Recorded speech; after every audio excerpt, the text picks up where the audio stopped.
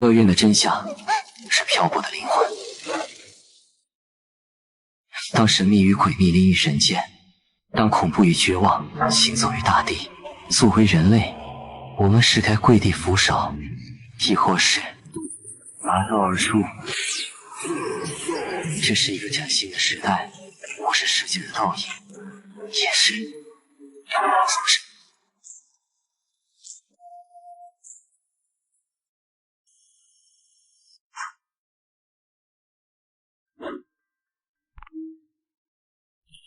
超凡时代，鬼才会敬畏。你指的超凡者是什么？蜘蛛侠、金刚狼、绿巨人？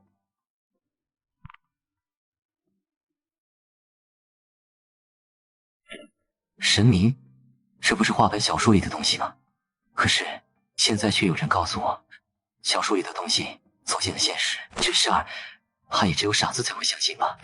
话说回来，这个网名为雨落竹冷的家伙，莫不是个疯子？你方才所说的神明，指的都是些什么玩意儿？这人怕不是脑子有什么大病。其实吧，我是秦始皇嬴政，昨个刚从陵墓里爬起来，那群兵马俑哭得撕心裂肺，死活拉着我不让我走。可我为了大秦的王朝霸业，还是决定出来看看，不看不打紧。一看心凉半截，我泱泱大秦既然没了，心里觉得气啊！打算重回陵墓号召100万兵马俑杀回去，可是现在进陵墓还得花200块钱买门票，这是一文钱难倒英雄汉。这样，你先给我转200，等我大秦复国后，送你10个8个兵马俑当保镖，这买卖咋样？划算吗？我倒是相信啊，可是耳听为虚，眼见为实。你要真是什么神啊鬼啊的，就抓紧过来让我瞧一眼。在网络上逼逼赖赖算什么？现实中你倒是重拳出击啊，空口白话谁不会说？哦，对了，其实我不是秦始皇，我是齐天大圣孙悟空。嘿嘿，我靠！他妈的，今个女警停水，那群姑娘全跑在楼下接水去了。接水就接水吧，还一个接着一个往前头插队，害老子排了半个小时队。操！那你倒是插回去啊！你这小子真是跟咱们老二学坏了。这个宿舍拢共有4个人，以年龄排序，百床排第3，酱园排第4。老大名为陈浩，老二名为小明。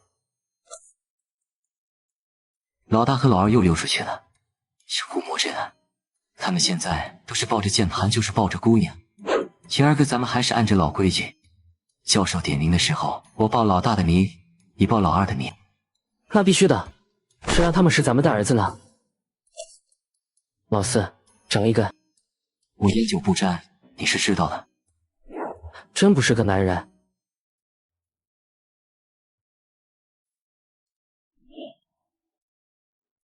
门卫，话说一半，向渊某人见请，宿舍的门早就坏了。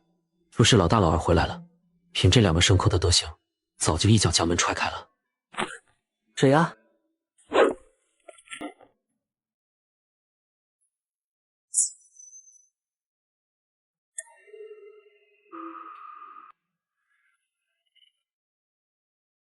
那个男生大半夜被敲门声吵醒，刚想问候祖宗18代，打开却看到一个狰狞恐怖的脸与之四目相对。顾先生，你手气真好。什么？顾哥，这赌场有什么好玩的？不如咱们出去玩玩别的。玩什么？你吗？你好坏呀！等会儿，我先接个电话。顾九哥，顾九哥，老娘给你打了整整18个电话，你耳朵是赛驴毛了吗？连我电话都敢不接，真是长本事了。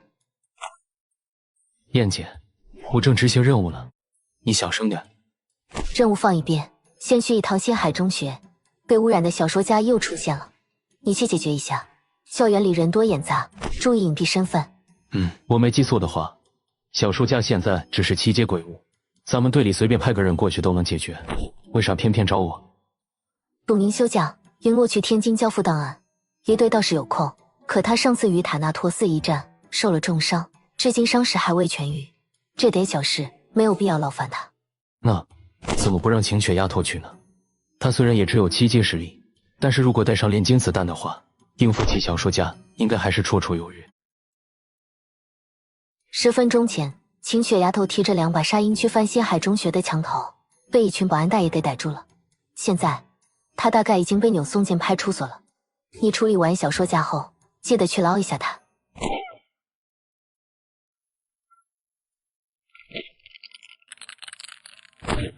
过几天我来取钱。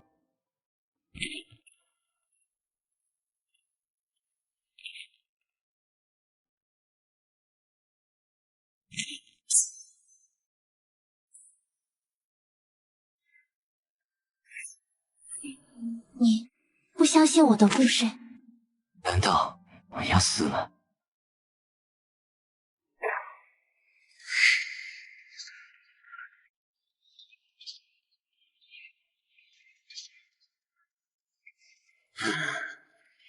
真是麻烦。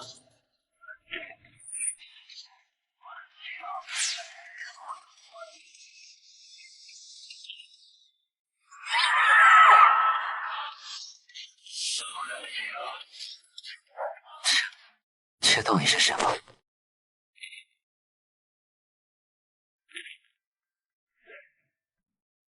小子，你带烟了吗？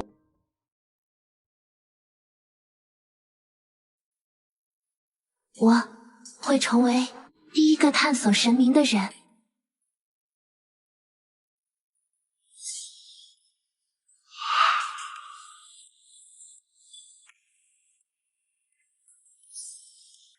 你相信我的故事吗？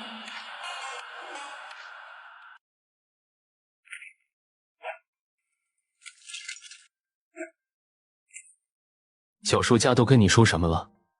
什么小说家？就是刚刚那个红衣女子，她是一个欲窥破神明隐秘的狂妄小说家。当她的目光投向神明的那一刻，受到了某种神秘力量的侵蚀，我们称之为污染。小说家被污染后，变成了半生半死的存在，既拥有人类的思维方式，也拥有鬼物的特性。源于对神明的怨恨，小说家总是通过讲故事的方式，不断揭露神明的隐秘。如果旁人相信了他的故事，他的实力就会变强；如果旁人不信他的故事，他就会来杀死这个人，然后变强。3年前，小说家只是9阶鬼物，现在他已经成为7阶鬼物，离灾害也只差一步。可以预料的是，随着时间的不断流逝，他早晚会成为能够危害大夏的可怕鬼物。所以只要小说家出现，就会被监控和驱逐。驱逐？他不是被你？泥鳅被砍穿2半都不会死，何况是7阶鬼物。对付鬼物与对付怪物不同，鬼物是没有实体的存在。若要杀死鬼物，最简单的法则是用封魔子弹或者炼金兵器。除了这2种方法之外，还有许多其他的法子。顾九哥实战经验丰富，熟知各种对付鬼物的方法。不过，他接到的命令却是驱逐，因为小说家讲述的故事对于人类理解神明极有帮助。与此相比，小说家能够造成的危害，倒也显得不那么重要。这个世界真的有神？这要看你怎么理解了。如果你认为神明是一种模样与人相似的智慧生物，那么这个世上便没有神明。如果你认为神明是一种规则与秩序的载体，或是某种浩瀚伟大的意志，那么神明确实是存在的。说来说去，神明只是人类在遇见某些无法理解的事情时提出的一种概念而已。既然神明是一种概念，那么超凡者呢？还记得吗？10年前曾有血月降临，接连3日，电视上看过。血月过后，各种怪物与鬼物莫名其妙的相继涌现，普通的枪械和兵器难以对他们造成伤害，各国都是损失惨重，也导致了当年社会秩序的崩乱。在所有国家一筹莫展之际，梅里间的 CIA 情报部门忽然发现，人类社会中有许多普通人觉醒为异同。觉醒异同的人带有极大的随机性，他们可能是工地的工人，也可能是公司的高管，甚至可能是监狱的囚犯。无一例外的是，他们每个人都拥有某种神奇的能力，我们则称这些能力为神域。觉醒为异同的人就是超凡者。平常时候，超凡者与普通人没有任何区别，但他们一旦动用神域，眼里就会渗出血红色的光泽。各国都是如何安置这些超凡者？其他国家如何安置超凡者，我并不清楚。大夏的方法是通过筛选和训练，将符合条件的超凡者征召入伍。之后，政府高层相继成立了2个部门：守墓人与扫墓人。拥有作战能力的超凡者基本上都加入了守墓人组织，以5人小队的方式潜伏在每一座城市。那些没有太多作战能力的超凡者，大多数都加入了扫墓人组织，他们负责研究超凡领域的专业知识。10年时间，他们相继推出超凡炼金学、超凡动能学、超凡血脉阶级学等诸多知识体系，他们的贡献是巨大的。一般来说，七阶是超凡生物的分水岭，7阶和7阶以下的超凡生物大多数都无法诞生灵慧，与野兽无异。不过，他们的血脉等级一旦达到6阶，就会诞生不输人类的智慧，所以7阶以上的怪物又被统称为灾害。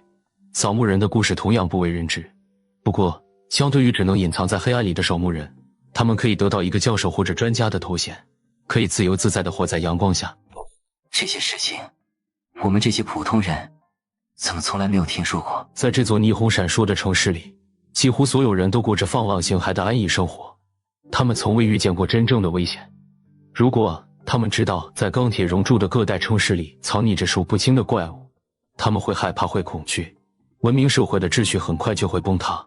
因此国际社会公认要将这件事情彻底隐瞒下来。小子，你或许会觉着我说的话有些危言耸听，但我可以很负责任地告诉你，永远不要去低估人类的劣根性。怪物很可怕，但是隔着肚皮的人心，在很多时候人比怪物更可怕。为什么和我说这么多事情？因为你问了啦。不对，一个普通的学生在遇见超凡事件之后，也应对超凡产生浓厚兴趣，所以我才会不断地问你问题。你刚才说过，国际社会公认要将超凡的真相隐瞒下来。既然如此，你也应保守秘密。你的正常反应应该是将这些事情搪塞过去，或者闭口不言。你隐藏得很好，真的很好。无论是你遇见小说家之后的种种反应，还是你见到我之后的神色变化，几乎让我相信了你只是个普通人。我不止一次的出言试探，你却是滴水不漏，没有流露出丝毫马脚。我很想知道，你的这份心性是通过什么方式磨练出来的？我看过不少谍战剧，这算吗？一位超凡者隐匿于校园，从不展露任何超凡能力，这出戏码可比谍战剧精彩得多。说说吧，你是什么时候觉醒的？有个3、4年了吧。当年为了备战中考，日日挑灯夜读，莫名其妙就学习了一通，眼里直冒红光。还有个声音在我脑子里回荡，当时我也没怎么注意听，后来才发现自己获得了过目不忘的能力。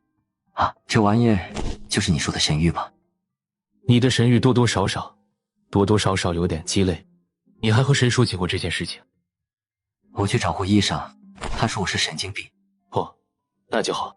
在几年之前，我还一直在想，如果我不小心暴露了身份，会不会像电影里的绿巨人一样被排斥、孤立，甚至还有可能被一群穿着白大褂的医生拉去某个隐蔽的实验室切片研究身体构造。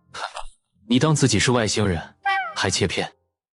我自认为隐藏得很好，你是怎么发现我的？3年前，扫墓人经过研究发现，巨月的降临与超凡力量的复苏或与神明有关，于是他们迫切想要观测与理解神明。可在那时，超凡知识体系的发展几乎陷入停滞状态。恰到好处的是，被污染的小说家的出现。小说家不断向旁人讲述神明的隐秘故事，在这些匪夷所思的故事里，蕴含着极为渊博的超凡知识。扫墓人通过解析这些故事，不仅成功观测到神明的存在，更是在短短数年之内建立起一个趋近于完整的超凡体系。得益于这些超凡知识，他们很快地发现，几乎所有超凡生物的行为都遵循着9条特定的规律，这也是你身份暴露的主要原因。什么规律？这些规律讲解起来比较复杂，简单来说吧，小说家每次找人讲述故事，都会去找超凡者。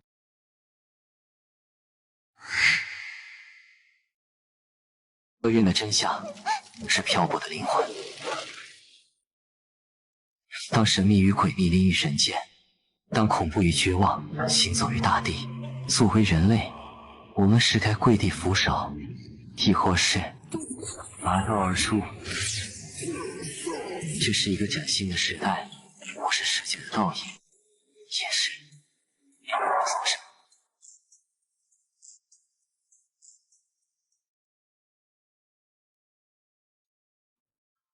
申浩，到张小明，到任百川，到江远，到。道什么道？出去站着。慢步。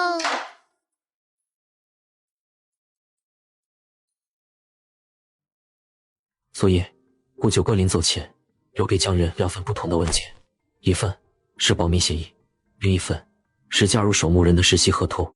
每一位踏入超凡领域的人，对于大夏而言都是瑰宝。诚如顾九哥所言，大夏对于超凡者的去留，确实给到了足够的包容与尊重。每一位超凡者都有资格选择往后的路该怎么走。签署保密协议，便算是与超凡彻底划清界限。从此之后，你要以普通人的身份生活下去，不可以向任何人吐露关于超凡的内幕。逃出时，你会得到一笔不菲的报酬。签署加入守墓人的合同，你就要远离这片熟悉的校园，或许是远离所有阳光普照的地方。逃出时，你会被历史铭记。这是顾九哥的原话，他并没有对此发表什么意见，因为他从来都没有打算加入守墓人。一笔不菲的报酬与被历史铭记相比，自然是前者更贴近现实。当时，江源毫不犹豫拿起保密协议，顾九哥却又说：“你有1天时间考虑。”可是这件事情，真的有花费时间去考虑的必要吗？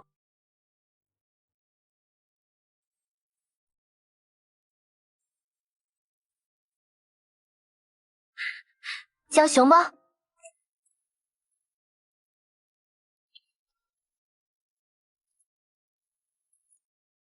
江熊猫，你昨天是没睡好吗？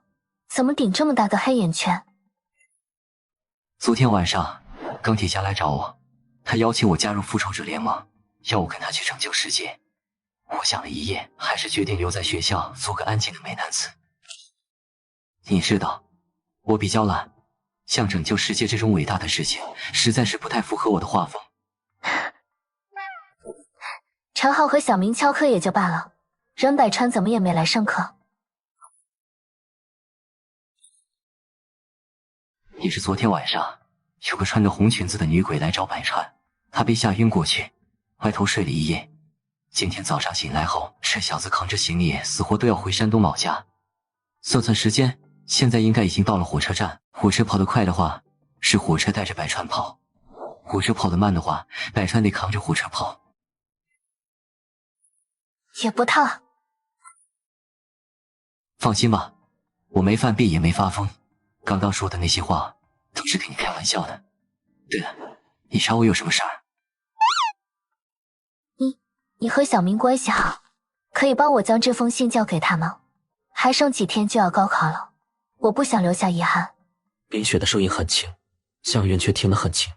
说实话，江源并没有感到什么世界崩塌、心乱如麻、血气翻涌之类的愤怒或是难过的情绪，他只是觉着有些无奈，很想狠狠地翻上几个白眼，再使劲吐槽一下眼下的这个剧情和桥段。我喜欢你，你喜欢他，这种狗血到能演上80几集的爱情肥皂剧，江源在电视上看到的实在太多。当这种事情真的发生在自个身上，他的心里竟然是出奇的平静。我忽然觉着，钢铁侠的提议还是不错的，拯救世界这种事情，还是挺适合我的。被历史铭记这种中二到爆的台词，真的很帅啊，不是吗？哈，我是说，好的。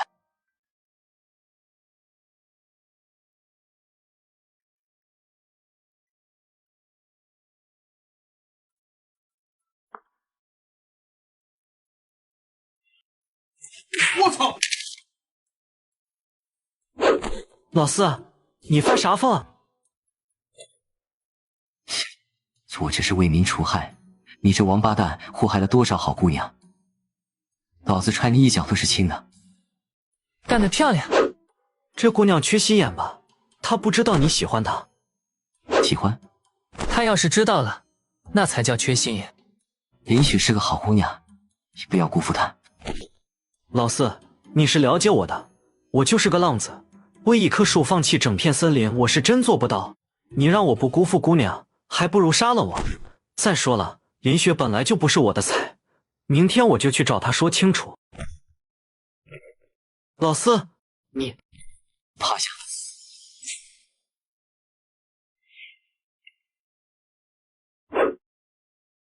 我操！我操！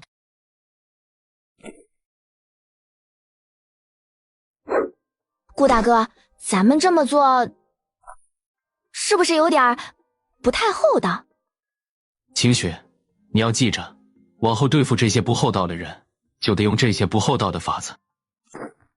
可是他好像生气啦。是吗？老四，你的眼睛咋还冒红光？这个，好吧，既然被你们发现了，我也不再隐瞒了。没错，其实我的真实身份是从 M78 星云来的迪迦奥特曼，我一直隐藏在校园里，实际上是为了暗中调查潜藏在地球的塞尔坦星人。瞧见我手里这根剑没？这是塞尔坦星人的刺杀。哦，对了，我得先出去一趟，这个秘密杰克不要轻易说出去。等我回来。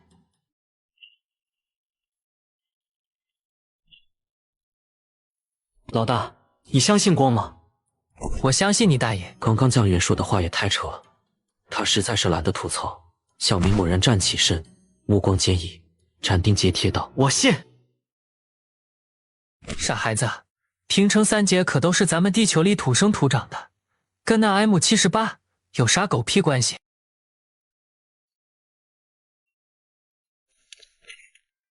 什么意思？守墓人的职责不仅是抹除怪物，也包括抹除不可控的超凡者。抹除的意思是杀死所有的怪物，掌握所有超凡者的能力和踪迹。我们可以容忍一位超凡者隐匿于校园，这当然是你的自由，我们不会干预。但我们绝对无法容忍一位将自己能力隐瞒下来的超凡者藏匿于校园。我们见过太多超凡者失控屠杀平民的惨剧，所以必须得先排除一切隐患。小子，昨天我和你说过，你有1天的时间考虑是否加入我们。事实上，你加不加入我们，我并不在乎。我在乎的是，你对于我们是否足够坦诚。很可惜，1天时间过去，你仍然没有选择将自己真实的神域和盘托出。既然你不愿意说，就需要承担相应的代价。成年人必须为自己的一切行为负责。你刚刚那一剑，差点杀了我。你太看得起自己了。这句话里藏着的意思是，我如果要杀你，你走不到戳外。另一种意思是，刚刚那一剑瞄准的目标不是你，如果是你，你根本躲不过去。如果我不说，你们打算怎么处置我？守墓人的规矩是，不能轻易对普通人出手，但你应该算不上普通人。眼前这2个家伙似乎掌握着某种分辨神域的能力，即便再次用谎言欺诈，应该也站不稳脚。我的神域是暴怒。宝路，依然灭世的神域只有96种，但是扫墓人通过对于超凡生物血脉的研究，推演出神域总共有154种，且通过某件高等级的炼金设备，提前获悉了所有神域的名称。他们将这些神域以从强到弱的方式排序，编成了一本手册，发放到每一位守墓人的手中。这154种神域没有过目不忘这种东西。郭九哥的神域是序列排名79的业火，放眼大夏也算是佼佼者。暴怒，单凭名字，这个神域或许没有什么出彩之处。实际上，暴怒在手册上的排名为序列5。如果说所有觉醒神域的超凡者不曾经被神明投以目光的话，那么郭九哥大概只是被神明匆匆瞥了一眼，而江远则是被神明久久凝望。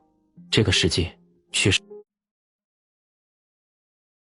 自从山火事件过后，国际社会就把排名前10的神域列为禁忌。倘若禁忌再次降临在某个人的身上，最好的应对方式就是趁其羽翼未丰之际，掌控这个人或者杀死这个人。宫九哥能够预料到，如果这件事情传到天境，不出30分钟，就会有大批顶尖超凡者匆匆赶来，不到2个小时，整座苏州都要被封锁，而江源大概会永远的失去自由。难道说我的神域很厉害吗？凑合吧。好吧，其实我是有心理准备的，因为我研究过很长一段时间，却始终用不出来暴怒。我接着呢，这玩意儿要么是个被动技能，要么是个很垃圾的主动技能。如果可以的话，我想知道你拒绝加入守墓人的理由。怎么说呢？其实吧，我这个人并不自私，真的。在路上捡到钱，我会主动交给警察叔叔；遇见老奶奶过马路，我也会扶一下。要说我这个人最大的缺点，估计就是恐高和怕死。每个人都梦想过成为拯救世界的英雄，我也不例外。可是，如果成为英雄的代价是必须隐藏在绝对的黑暗里，与那些模样狰狞的怪物竭力拼杀，甚至有可能为此而付出性命的话，我相信大多数人和我一样，都会选择当个缩头乌龟。我就是个成天幻想着自己很牛逼的家伙。其实我一点都不牛逼，还只会吹吹讲烂话。像我这么怂、这么怕死的人，永远都无法成为像你们这样的英雄。怕死？签署保密协议后，把文件送到这个地方。文件审核通过后，答应你的报酬会自动打入到你的银行账户。你的手机我已经作为证据提交了上去，暂时无法还给你。这个你先拿着用，不用客气。顾大哥，咱们就这样放他走了，那可是暴怒啊！过来。这有什么重要的事情要和我交代吗？火鸡不防风，让你过来挡着点。知道了。你刚刚问我什么？啊，我刚刚是问，咱们就这样让他走了吗？走，往来走。一只妄图隐藏在羊圈里过平静生活的狼，要么被嗅觉敏锐的牧羊犬驱逐，要么被枪法精准的猎人打死。在小说家找到他的那一刻，他就只剩下一条路，那就是加入狼群。他是个聪明人，他应该很快就能想明白，如果不加入我们，早晚会被猎人打死。顾大哥，你说的真好，我一句话都没听懂。披着羊皮的狼能够与羊群和睦共处。江源，无父无母，出生日期不详，从小在阳光孤儿院长大，现就读于星海中学，高3学生，年龄18岁，身患超忆症，神谕是暴怒。卧槽，暴怒！你确定？我知道你很急，但你先别急。行了行了，别抖了，你是他妈得了帕金森了吗？快说说那小子的事情。那小子心思缜密得很，心智远超同龄人。如果不是我经验老道，估摸也要被他骗了去。他对于超凡领域的专业知识所知甚少，也不了解神域的排名，所以他既然能说出暴怒的名讳，我想他的神域应该就是暴怒啊。按理说，只要是能够自如地掌控异瞳的超凡者，都能够使出神域。奇怪的是，他似乎无法用出自己的神域，否则也不至于被清泉的一剑擦破皮肤。我觉着或许跟他的血脉有关。血脉，这事可不小，要不要去请示一下天津方面？然后几10架直升机带着上百个超凡者过来，将咱们苏州封锁，再补出来7、8个穿白大褂的神经病，把江源拉到方舟关着。结果就是将一个有着大好前途的孩子活活逼成疯子。哪有这么夸张？一对，超凡时代的降临就像是一场盛大戏剧的开幕。你要明白，不是我们选择了超凡，而是超凡选择了我们。我们就像是一个又一个即将登台的小丑，永远无法选择自己在这个时代所扮演的角色。我们只能在谢幕之前竭尽全力地表演着朱烈的戏码。这不是他的错，他虽然不愿意相信我们，但是我们应该给他足够的时间。如果你将这件事情汇报上去，他一定会成为被抹除的目标，让一个没有犯错的孩子去承担错误的代价。这样的事情，抱歉，我实在做不到。你小子怎么忽然假正经起来了？我这不是正跟你商量的吗？我也没说一定要。有什么好商量的？就算你是队长，在这件事情上，你也要听我的。如果江源真的出了什么问题，我来承担一半的责任。你他妈说的倒是大义凛然，可是我能问问，为什么只是一半的责任吗？7年前是你把我骗到这里当守墓人的，我要是出事了，你觉得你能跑？肯定得把你拖下水。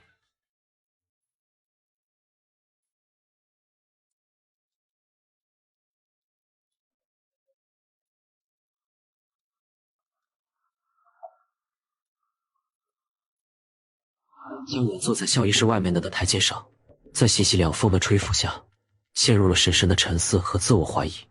自从被污染的小说家来找过他之后，他连续2天都做了同一个噩梦。东二环，小伙子，你写错地址了吧？你从这出门转个弯，再过2个红绿灯就到东二环了，几百米的距离还用邮递啊？他不想和超凡扯上关系，只想过平静的生活，所以如果能不去解雇九哥的话，尽量还是不要去借。好吧，就算你要走物流，现在网络这么发达，你在手机上下个单子，我们就上门收货了。这年头亲自跑来邮局发快递的，你可真是头一遭啊！这个山寨机怎么说了？防水防摔，电量充足，什么都好，就是上不了网，别说气人不？速发还是慢发？速发，邮费也快。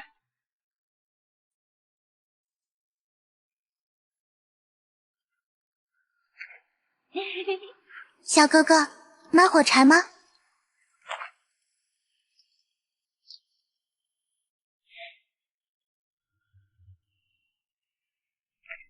小哥哥，如果你不买火柴的话，我就要吃了你哦。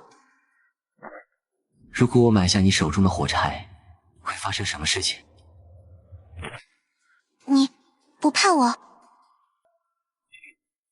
哈，可是我又跑不了，所以只好跟你聊聊天，试着拖延一下时间。不愧是被伟大的撒旦选中的人，果然有几分胆色，我很欣赏你。所以，如果你愿意成为我的眷者的话，我可以不吃你。眷者，成为你的眷者意味着什么？意味着你会完全属于我。小小年纪竟然查我的身子，不太合适吧？我不仅要你的身体，我还要你的灵魂。灵魂，这我可得好好考虑考虑。顾九哥，你怎么来了？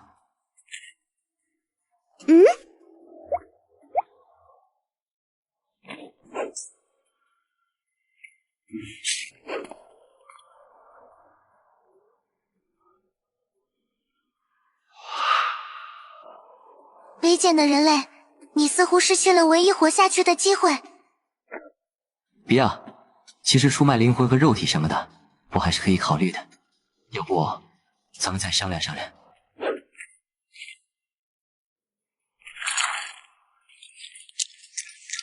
江源第一次发现，原来血液是这般炙热的东西。他也是第一次发现，死亡并不仅仅是两个冰冷的文字。其实，对于眼下发生的事情，江源并不感到意外。虽然他对于超凡领域的知识素质甚少，但他也大致猜得出来，连神域都无法动用的自己，如果对小女孩出手，一定是视死无生。不过，江源在出手的那一刻，却从未有过丝毫犹豫。江源应对小女孩，其实只有两个选择：第一个选择是试着谈判与妥协，而第二个选择是试着杀死小女孩。18年前，阳光孤儿院的老院长气戳陈烈，在门口捡到了一个弃婴。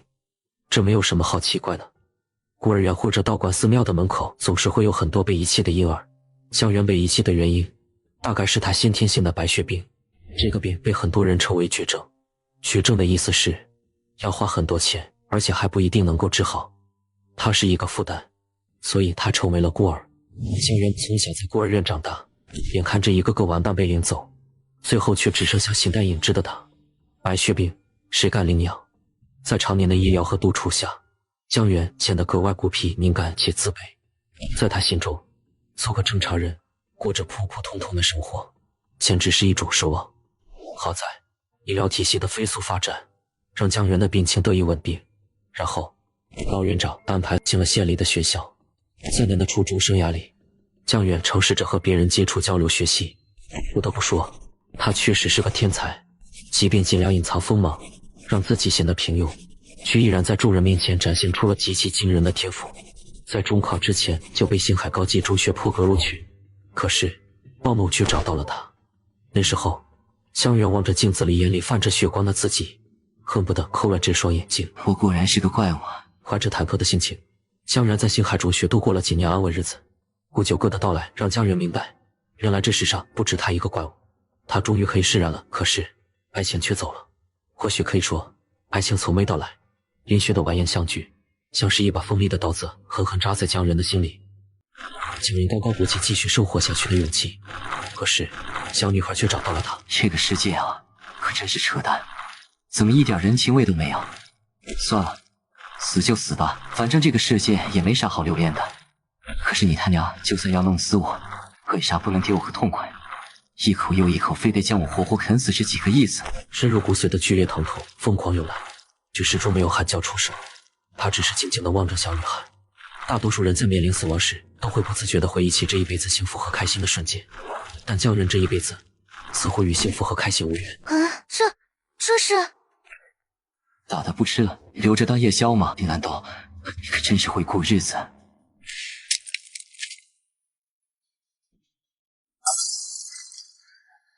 啊！杀人了！来人，快来人！救命！丽友，有个女娃娃在吃人。喂，燕姐能听到吗？我是楚宁。对，没错，我已到达事发地点。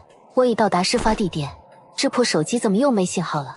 该死！16阶在海卖火柴的小女孩，她的神域我很不对，还有更高阶神域残留的气息。请求支援！什么？你说孤九哥在玩保卫萝卜？第130关很重要，抽不开身，玩他大爷！你让他赶紧过来，否则我他妈把他剁碎了喂狗！操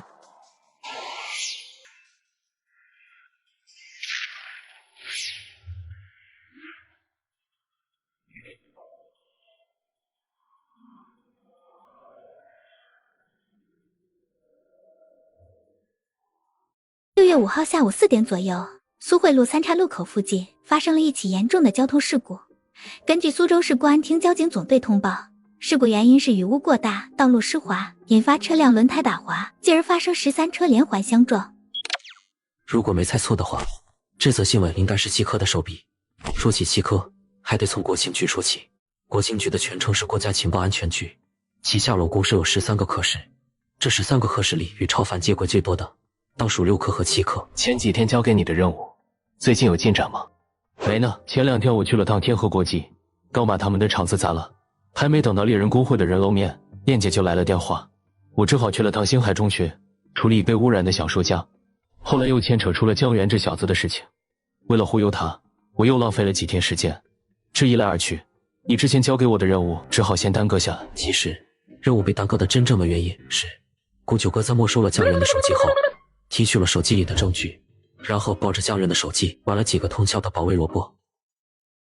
藏在天河国际后面的猎人工会是个不小的麻烦，你既然打了草，就该惊一下蛇，这样才能达到引蛇出洞的效果。我心里有数，不过我得把手头上的事情忙完，才有时间去完成你交代的任务。你手头的事情你要多久时间处理？很快。哦，对了，说正事，疯丫头写的归档报告你看了吗？看了。你觉着他写的怎么样？写的怎么样？字还是不错的。楚宁即将赶到事发现场的时候，便敏锐地察觉出卖火柴的小女孩的身份，于是他决定用第一个变量来破开石宁。不过石宁被一股强大的力量强行扣开。楚宁意识到，这股强大的力量是一个从未出现过的破坏力极强的神域。当时被困在石宁领域里的超凡者只有江源。严格来讲，楚宁递交的归档报告相当离谱，可是比归档报告更离谱的是，它就是真相。李队，你真的决定跟我同流合污了？同什么流，合什么污？你这话说的怎么这么难听？咱们明明只是狼狈为奸嘛。黎明是个傻逼，这是毋庸置疑。可是自个在7年前怎么会这么简单就被这个傻逼给忽悠了呢？难道说我也是个傻逼？醒了。你是谁？楚宁。是你救了我。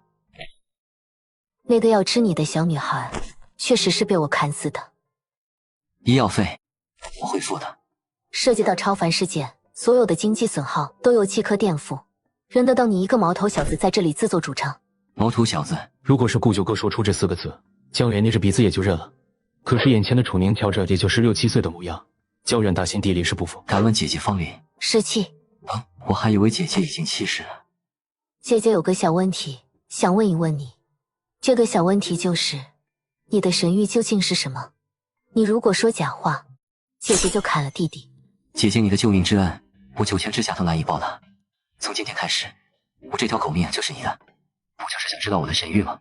我说，暴怒，我的神域是暴怒。原来如此，难怪顾九哥那个王八蛋要扣下我的归档报告。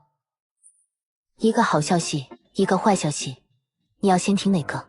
先听好消息吧。好消息是没有坏消息。不错，你他妈逗我呢，信不信我一巴掌把你？果然是好消息。那么坏消息是没有好消息了。不，坏消息是真的有坏消息。你昏睡了3天，错过了高考，恭喜你！此时此刻，你已经成为了一名光荣的落榜生。如果我没有猜错的话，其中一份文件是要我加入守墓人的合同。看来顾九哥还是没有死心。医院给你的诊断报告上写着，你患有遗传性白血病。你通过药物治疗压制了病情，但如果没有得到有效的后续治疗，病情复发的概率很高。针对你的情况，我们给你提供了2种方案供你选择。方案1，加入守墓人。你如果有朝一日能够成为3阶顶级超凡者，你的基因序列就会发生极大改变，再也不用遭受这种病症的困扰。方案2，我们会为你提供一所具有顶级资质的大学就读，每年的学费和奖学金都由我们提供，足够你用于后续的医学治疗。会有特派的专家治疗组去为你诊断病症。这是在郭佳佳吗？是的，郭佳佳。因为你对他说过你想做一个大学生，所以他才会搞出这种戏码。很幼稚不是吗？后，匠人见到了绫罗。坦白讲，他对绫罗的印象还不错。绫罗见到他的第一件事，就是拿出车钥匙，让他去楼下磨一下那样红得发紫的布加迪威龙。磨车当然不是关键，关键是当匠人磨好车后，绫罗挥挥手，淡淡的说：“这辆车是送给你的纪念礼。”当时，匠人几乎心脏骤停。尼玛，价值几百万欧的豪车说送就送，大佬请收下我的膝盖。3年前，算是每一位守墓人的标配了。匠人虽然只是实习生，却依然算是守墓人体系的一员，自然能够享受武器装备的加成。所以，明明送出的见面礼是死神沙鹰，绫罗送出的是布加迪威龙。祝宁还没想好该送到强奸其中的哪一个，心血纯粹是忘了。等他想起来，大概会从装备库里挑选一口足够可见的重型狙击步枪。如果没有经过严格训练的人和不敢轻易开枪，搞不好后坐力一下子能撞断肩膀。至于顾九哥，顾九哥不是送了江源一台单件缺了4、5个的山寨机吗？山寨机就是牛。时隔3个多月，我们终于再次坐在一起。与上次不同的是，这一次我们多了一位新的队友。江源，你来自我介绍一下。我是江源，今年18岁，神域是红鹰9阶实力，目前担任队里的文职人员，希望大家以后多多关照。楚宁17岁，血脉6阶，神域序列98，目前担任的职位是……哦，没有职位。小子，你既然选择加入我们，就是选择将后背交给我们。红鹰什么的，对外人说说就行了。神域序列98，雷影使用者可以将未知范围化作自身领域，领域内所有元素都可以被转化为雷元素。祝你可见过天上神雷。林洛，19岁，血脉6级，神域序列126，目前担任的职位是军械库和训练场的管理人员。军械库和训练场都在地下室，等开完会后，我带你去参观一下。神域序列126，半夜使用者可以将未知范围的光线和声音吞噬，形成字面意思的真空领域。祝你见过行走在阳光下的刺客吗？江源哥哥你好，我是晴雪，今年16岁，血脉7阶，神域序列76，目前在咱们队伍里担任的职位是前台、保洁、招待、司机、咖啡师、财务、会计、采购、资料、人事、工程、绘图、远程指挥、IT 运营。暂时就这些了。神域序列76，天使之翼使用者可以在未知时间内获得爆发性的力量速度、专注力、精神力。祝你见过行走于人间的天使吗？我操，女侠请受小弟100，也真是资本家的福星，天生的多毛羊，难怪你一副睡不醒的模样。原来你是被资本家薅得太狠了呀！迟来我辈打工人之伟大楷模。我刚过完24岁生日，血脉4阶，神域序列79，一队今年有32了吧？血脉也是4阶，神域序列37。神域序列79，业火使用者可以在未知时间内调用焚尽罪恶的虚无火焰，对鬼怪造成的所有伤害不可逆转。煮炒菜的时候，妈妈再也不用担心我没有煤气了。神域序列37，王座使用者可以在未知时间内短暂拥有皇帝位移属性，任何阶位的超凡生物在未知范围内都无法使用自身神域。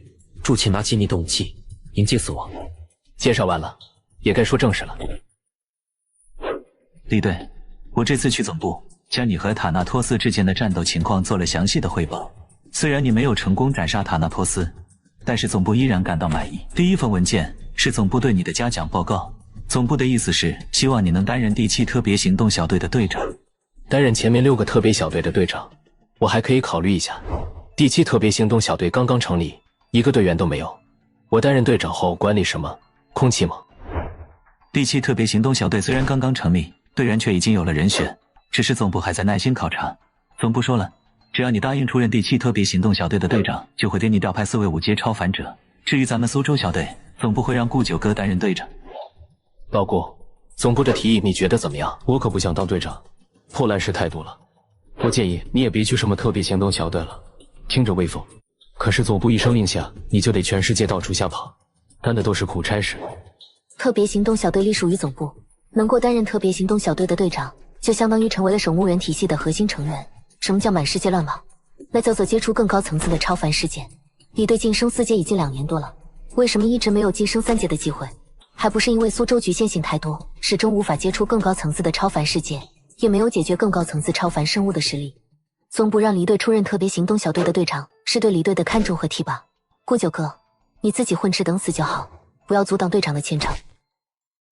算了，这件事情暂且搁置。银洛，先说说第2份文件的内容。这份文件是对于最近在咱们苏州崭露头角的猎人公会的详细调研报告。有证据表明，猎人公会与天河国际之间存在着极为庞大的利益输送关系。明面上，猎人公会为天河国际提供安保服务，天河国际在为猎人公会提供资金支持。实际上，猎人公会不断将通过猎杀获得的超凡生物血脉印记送入天河国际，而天河国际又通过包装运输贸易的方式，将这些血脉印记走私贩卖至欧亚各国，严重扰乱欧亚市。猎人公会是什么？咱们大家的超凡者至少也有3000多人，而迄今为止加入守墓人和扫墓人体系的超凡者只有500多人。即便加上那些在总部留有档案而不愿意加入官方体系的超凡者，也绝不超过800人。江源，人类的野心和欲望往往会随着能力的提升而急速膨胀，在相当长的一段时间内，他们通过盗窃、抢劫、暗刺、杀人等方式来满足他们一切欲望。社会动荡，秩序不存，人心崩乱，然后总部高层开始使用5人小队驻守城市的方式，不断处理各种超凡者犯罪事件。结果是超凡者犯罪事件急速消减，但是习惯了单打独斗的他们却在短短3年时间迅速抱团，自发组建了各种工会和帮派。我刚刚提到的猎人工会就是其中一个稍大些的组织。这些组织虽然销声匿迹了几年，但是最近几个月又开始兴风作浪。例如我们目前正在调查的猎人工会，他们就隐藏在天河国际的背后。在今天之前，他从未想过守墓人的敌人除了怪物之外，竟然还有数量庞大的超凡者。或许超凡时代的忽然降临，战略资源的紧张稀缺，社会地位的急速交替，各方势力的重新洗牌，注定了超凡者之间的争斗比超凡者与怪物之间的争斗更为惨烈。林洛，总部的意思是什么？不惜一切代价，我出猎人工会。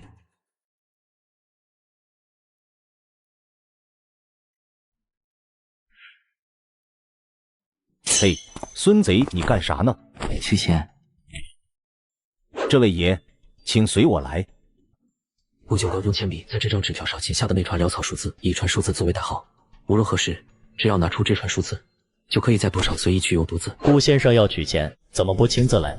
他在保卫萝卜，没时间。带客人去天字号包厢，红姐有请。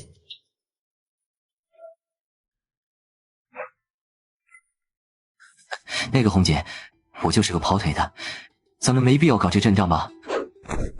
小弟弟，你和顾先生是什么关系啊？我和他是什么关系，很重要吗？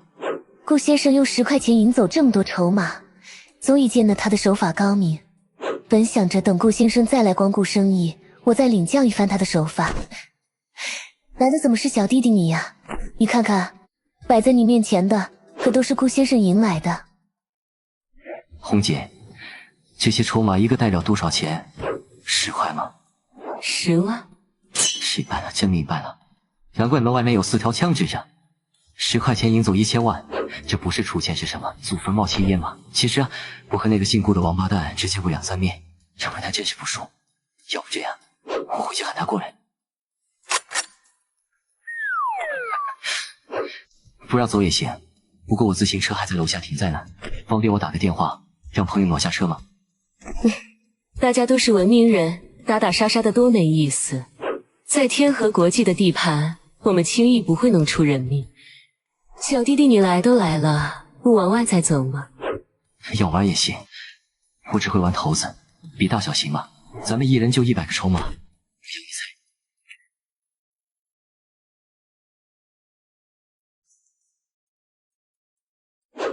他妈的不科学啊！严重的不科学啊！你不是去砸场子吗？怎么输这么惨？里面4条枪指着我的脑瓜子，我拿什么砸？拿命吗？我都不行，你可以来文的。是啊，我就是这么想的，所以我跟那个叫红姐的玩头子，会被他猜中点数，真是奇了怪了。你知道自己为什么会输吗？我检查过他们的头子，头子是没问题的，但是我没有仔细检查过他们的头水。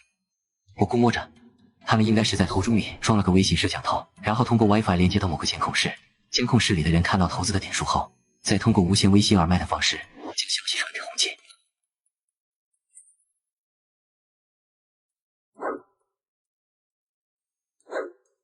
后世超凡者使用神域瞳孔，不是都会变红吗？他戴了美瞳啊，笨蛋！我们出来做任务的时候都会戴着的。我请问，为什么出任务之前从来没有人跟我说起过这件事情？我要是早知道这件事，怎么可能还会像个傻逼一样跟他玩了2个多小时的头子？跟你说有用吗？反正你又用不出神域。哦，别误会，我不是看不起你，也不是想说你是个废物，更没有嘲讽你的意思。真出息啊，混蛋！戴上。这不是你的吗？是我的。可是我问的是，你光天化日之下掏枪出来干啥？抓人。季夏，你不会是想告诉我，就凭咱们2个人2条枪就能冲进赌场把红姐抓起来？有问题吗？椒盐哥哥，我们是3个人用。赌场里面几十个安保，个个手持 AK， 咱们3个人就拿手枪去，你们怎么不带2发手榴弹呢？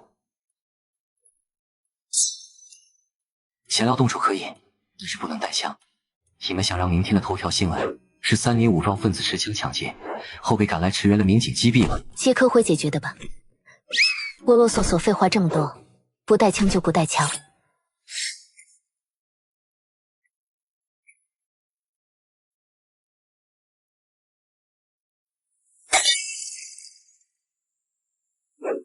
带我去赌场，或者被我打一顿，然后带我去赌场，选哪一个？